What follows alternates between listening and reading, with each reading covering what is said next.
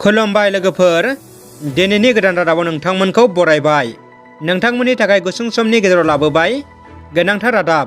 अन्नानै रादाबखौ जोबजासे फारि नायलांदो।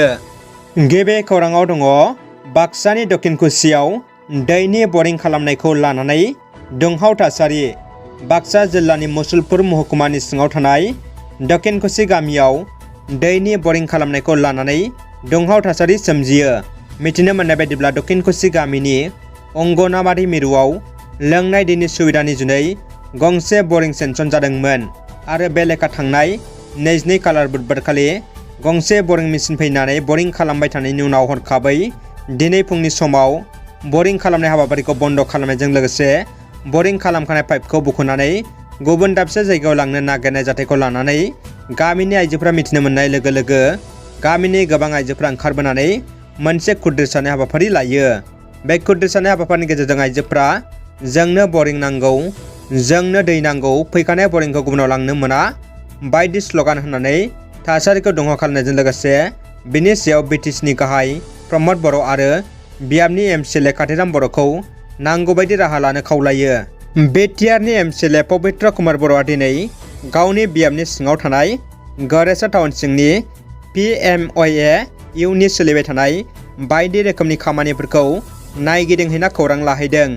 बेजों लोगोसेनो एमसिएलए बिथाङा दिनै बायदि जौगालु बिथांखिफोरखौ नायगिदिंहैयो।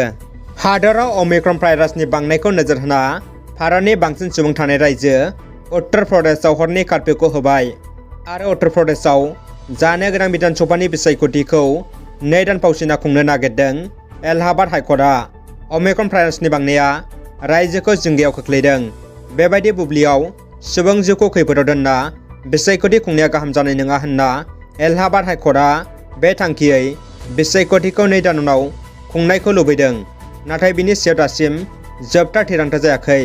दानिया फैदो गुबुन मोनसे खौराङाव। लोकसभानि बुंथिगिरि ओम बिरलाया आसामाव दावबायफैदों। बिथांनि दावबायफैनायखौ दिनै आसाम एसेम्ब्लिनि बुंथिगिरि बिस्वजित दैमारिया बरायना एसेम्ब्लियाव लाना थाङो। लोकसभानि बुंथिगिरि बिथां ओम बिरलाया आसाम एसेम्ब्लिनि दिनैनि जोबथा जथुमावबो बाहागो लायो। रायजोनि मानगोनां गिबि मन्थ्रि डक्टर हेमन्त बिश्व शर्मा बिथाङाबो ओम बिरलाखौ बरायदों।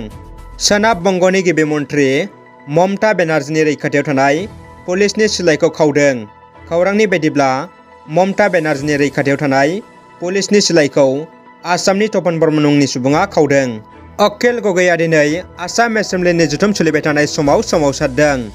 बिधान सभानि जथुम सोलिबाय थानाय समावनो बायजोआव अखिल गगैआ सोमावसारदों। टिचारआव 1 लाख बेखार रोंगौथि गोनां लाइमोनफोरनो सोरखारा माब्ला साख्रि थिसनगोन बेखौ लाना दिनैबो अखिल गगैआ फिन सोमावसारदों। दानिया फैदो जोबथा खौराङाव। गोजोनथाव खौरां, आसामनि नगाव जिल्लानि नानजुन जास्मिनआ इसर' जायगा मोननायनि उनाव आरोबाव आसामनि बिगियानगिरि आल्केश कलिताया नासायाव जायगा मोननो हाना रायजोनि गोग्गानाय लाबोनो हादों। जरहाट जिल्लानि तिताबरनि बिगियाननि फरायसा आल्केश कलिताया अख्रां नायबिजिरन फसंथान इसर'आव थिसनजायो। रादाबा एसेनोसै लोगोफोर। रादाबखौ जोबजासे नायनायनि थाखाय गासैनिसिमबो गोजोननाय बावहरबाय।